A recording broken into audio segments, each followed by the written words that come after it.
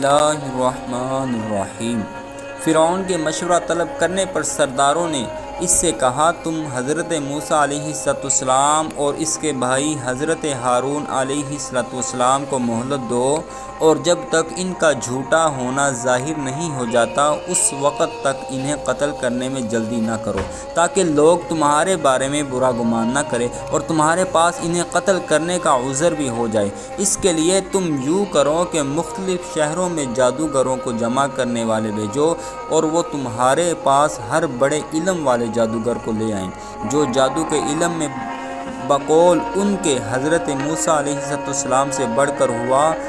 وہ لوگ اپنے جادو سے حضرت موسیٰ علیہ السلام کے معجزات کا مقابلہ کریں، تاکہ حضرت موسیٰ علیہ السلام کے لیے کوئی حجت باقی نہ رہے، اور فرعونیوں کا یہ کہنے کا موقع مل جائے کہ یہ کام جادو سے ہو جاتے ہیں، لہذا یہ نبوت کی دلیل